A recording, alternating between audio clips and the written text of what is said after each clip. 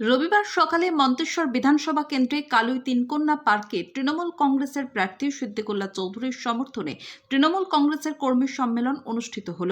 সম্মেলনে বক্তব্য রাখতে গিয়ে পূর্ব বর্ধমান জেলা তৃণমূল কংগ্রেসের সহসভাপতি এবং বিশিষ্ট সমাজসেবী অসিত চ্যাটার্জি, সেই সঙ্গে জেলা পরিষদের তৃণমূল কংগ্রেসের সদস্য আজিজুল হক কর্মীদের কাঁধে কাঁধ মিলিয়ে লড়াই করে তৃণমূল কংগ্রেস প্রার্থী সিদ্দিকুল্লাহ চৌধুরীকে জয়লাভ করানোর বার্তা দিলেন। সম্মেলন শেষে রবিবার বিকেলে মন্তেশ্বরে মহা মিছিল দেখা গেল জনজোয়ার। এদিন সেই মহা মিছিলে পা মিলিয়েছিলেন প্রার্থীর পাশাপাশি তৃণমূল কংগ্রেসের পদাধিকারী এবং দলীয় কর্মী সমর্থকেরা। মিছিলটি মন্তেশ্বর কামারশাল থেকে কলেজ পর্যন্ত অনুষ্ঠিত হয়। ভোট প্রচারে অংশ নিয়ে বিরোধী রাজনৈতিক দলগুলির পাশাপাশি তৃণমূলের থেকে দলের বিরোধিতা চরম নিন্দা করেন প্রার্থী সিদ্দিকুল্লাহ চৌধুরী। তিনি প্রকাশ্যে বলেন, দল কোনো ব্যক্তির নয়, দল সকলের। এখনো পর্যন্ত যে সমস্ত পঞ্চায়েত প্রধান বা দলের প্রতিনিধিরা দলের প্রচারে সরাসরি আসেননি, তারা খুব তাড়াতাড়ি দলের প্রচারে অংশ না নিলে দল পদক্ষেপ নেবে। পূর্ব বর্ধমান জেলার মন্তেশ্বরে প্রচার মিছিলে যোগ দিয়ে এমনটাই জানিয়েছেন তৃণমূল প্রার্থী সিদ্দিকুল্লাহ চৌধুরী। এখন কি জানালেন তৃণমূল কংগ্রেসের প্রার্থী সিদ্দিকুল্লাহ চৌধুরী, শুনে নেব। মন্তেশ্বর থেকে ফাইজুল শেখের রিপোর্ট, MBS নিউজ।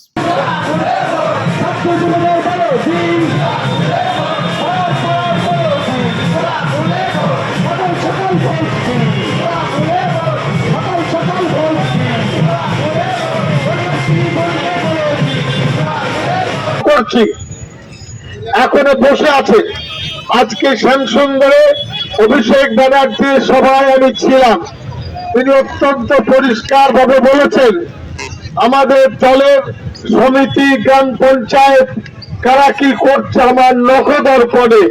কেউ যদি ভুল করে, অন্যায় করে, ইলেকশনের পরে তারা তার শাস্তি পাবে। এবং গ্রাম পঞ্চায়েতের সদস্যদের বলে দিচ্ছি, ভালো রেজাল্ট করলে জায়গাটা থাকবে, আর রেজাল্ট না করলে আউট হয়ে যেতে হবে। মন্তেশ্বরের মানুষ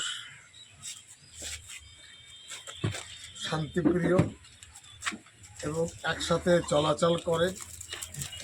গতবারে যেভাবে ভোটে সারা জেলার মধ্যে প্রথম স্থান অধিকার করেছে, এবারও আমার বিশ্বাস মন্তেশ্বরে তার থেকে ভালো রেজাল্ট এরা করবে।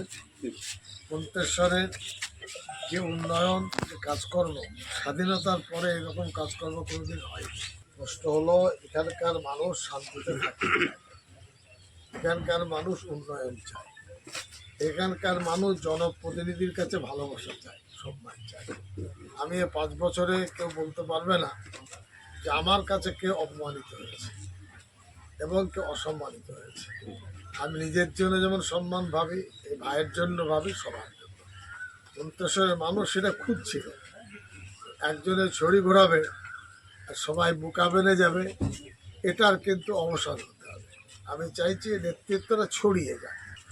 প্রতিবাদের সুযোগটা পায়নি তারা, এবং সুযোগ পেয়েছে। অভিষেক ব্যানার্জি আজকে তো ওখানে ছিলেন, সে ওই আপনার শ্যামসুন্দর, ওখানে বললেন কেউ কেউ গোলমাল করছে, বিজেপি সাথে দোকান সব আমার ধরা আছে। ভালো রেজাল্ট হবে, ভালো রেজাল্ট খারাপ হবে, তখন দেখবো কোন জায়গায় কে থাকে। তো মানুষ তো একটা বুঝতে পারছে যে কাকে প্রার্থী হয়েছে, সেই প্রার্থীর জন্যই তো মানুষ বেরিয়েছে। এর আগে কুসুমগায় কোনোদিন জীবনে এরকম মানুষ এসছে? আজকেও মন্তেশ্বরে দেখবেন চলুন কত মানুষ। মানুষ কী করতে চায়, খাবার জন্য এসছে না কি কোনো নেবার জন্য এসছে? মানুষটাকে ভালোবাসে বলে তার জন্য এসেছে, মানুষটা টানে।